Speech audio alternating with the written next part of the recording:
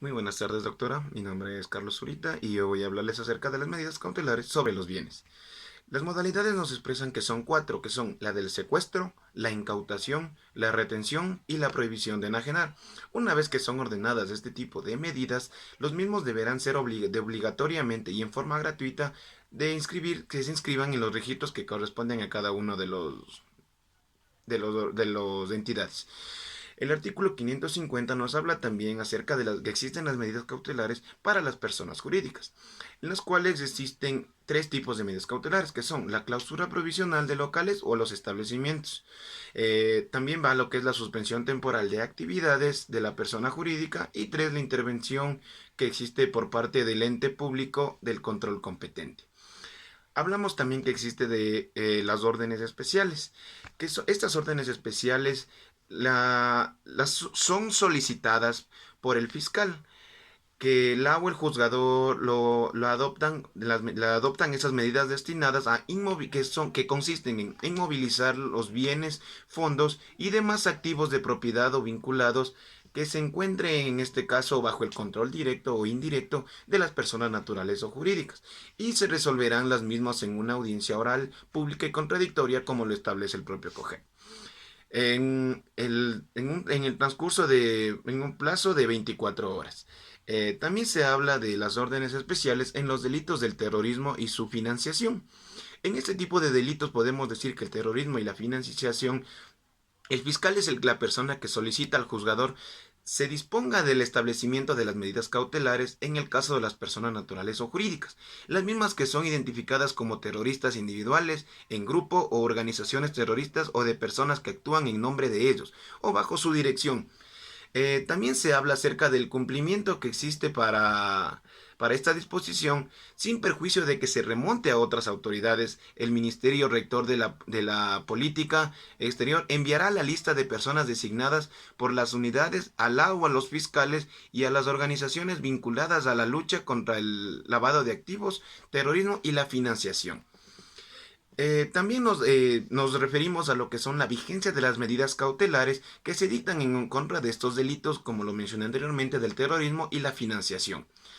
Se podrá levantar las medidas cautelares en los delitos de terrorismo y financiación a petición de una de las partes, exclusivamente en los casos que hayan sido solicitados sobre el bienes de los bienes, fondos y demás activos, sobre los cuales se las dicta. No son de propiedad o no están vinculadas a la persona o entidad constante en la lista que se ha señalado en el artículo anterior. El monto. Cuando nos referimos nosotros al monto, podemos decir que todas estas medidas cautelares son de carácter real y comprenden las mismas bienes por valores suficientes para garantizar la obligación de la persona procesada, las mismas que son fijadas con equidad por los juzgadores al momento de que se ordenan las respectivas medidas. También hablamos de las medidas cautelares sobre bienes en juicio. ¿Qué quiere decir esto? Que la persona procesada que va al juicio dispondrá la prohibición de enajenar y la retención de las cuentas si antes de no haber hecho por una cantidad equivalente al valor de la multa y a la reparación integral, que en este caso debe ser para la víctima. También se refiere acerca de una prohibición temporal. Al referirnos a una prohibición temporal, es cuando se ordena la prohibición de transferir, convertir, enajenar o mover los fondos activos en inversiones, acciones, particiones o la custodia o el control temporal de los mismos, que serán entregados a la autoridad competente para su custodia respectiva. También topamos el tema de lo que es la incautación. Al hablar nosotros de la incautación, se dispone que a petición del agua el fiscal se podrá disponer de la incautación de conformidad con las reglas que establece el mismo código, que son que deberá ordenar que la entidad pública creada con el efecto sea la competente para el depósito, custodia y resguardo y la administración de los bienes y demás valores.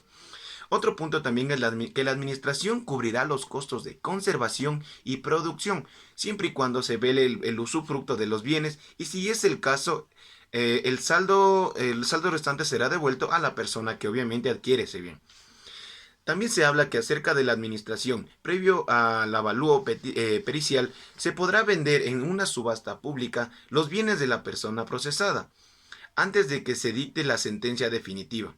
Inmediatamente después de eso, la venta se consignará el dinero en una cuenta habilitada por el Estado para el efecto. También se refiere a que en incautación se deberá mantener hasta que se emita una resolución definitiva.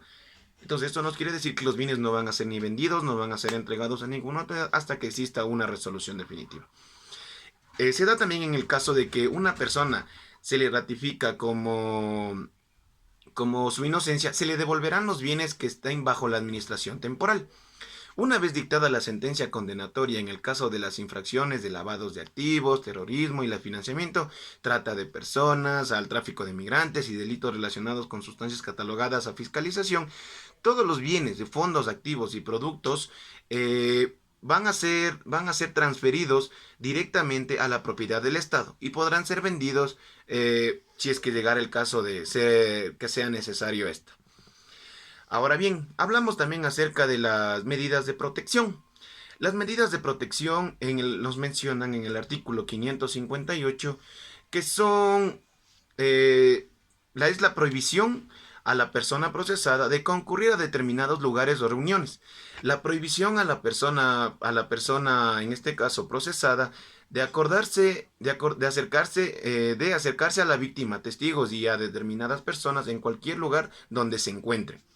La prohibición a las personas procesadas de realizar actos de persecución, intimidaciones, que sufra la víctima o al miembro del núcleo familiar por sí mismo o a través de los terceros. También se habla de que la extensión de una boleta de auxilio a favor de la víctima o de los miembros de la familia es el caso de violencia contra la mujer o miembros del núcleo familiar. También se les conoce como una orden de salida de la persona procesada de la vivienda o morada. Si la convivencia implica un riesgo para tanto la seguridad física, psíquica o sexual de la víctima o de alguna persona que puede ser considerada como un testigo. El reintegro al domicilio a la víctima o al testigo o a su salida simultánea de la persona procesada cuando se trate de una vivienda común y sea necesario proteger la integridad de los mismos. Una privación a la persona procesada de la víctima, en el caso como son los niños, niñas, adolescentes o personas con discapacidades, y en el caso de ser necesario, el nombramiento a una persona idónea que sea la que esté a cargo de acuerdo con las especializaciones del Código de la Niñez y Adolescencia o del Derecho Civil según la corresponda. También existe que el ordenar el tratamiento respectivo al que debe ser sometida la persona procesada o la víctima y sus hijos menores de 18 años si es que se da el caso. La suspensión inmediata de las actividades, como decirlo, contaminante que se encuentre afectada al ambiente cuando existe riesgo de daño para las personas o al ecosistema, puede ordenarse a la autoridad competente en materia ambiental. También existe que una orden de desalojo también puede ser impedir las invasiones o asentamientos ilegales, para lo cual se deberá obviamente contar con el auxilio o el respaldo de la fuerza pública. Nosotros también nos referimos en el numeral 12, que cuando se trate de una infracción de violencia contra la mujer o miembros del núcleo familiar, además de las medidas cautelares y de protección previstas que en el código mismo, el juzgador tiene la autoridad y la competencia para realizar simultáneamente una pensión que permita la subsistencia de las personas perjudicadas, podría ser en este caso por la agresión de conformidad con la normativa que sobre la materia, salvo que ya se exista una pensión fijada anteriormente. También hacemos el uso de dispositivos electrónicos. Para que se pueda garantizar el cumplimiento efectivo de las medidas señaladas, el juzgador contará con la ayuda de la Policía Nacional y en los casos de los numerales 2 y 3 del artículo anterior, se podrán ordenar a la persona procesada el uso del dispositivo electrónico. Si el juez lo considera necesario y a petición de parte, se podrá disponer del uso de estos dispositivos electrónicos a favor de la víctima, testigo o participantes en un proceso. A su vez, se podrá solicitar el ingreso de las mismas al Sistema Nacional de Protección y Sentencia a víctimas, testigos y otras personas que en el proceso, aun cuando el fiscal no lo haya dispuesto previamente. Eso es todo lo que me corresponde a mí respecto a mi tema y muchísimas gracias.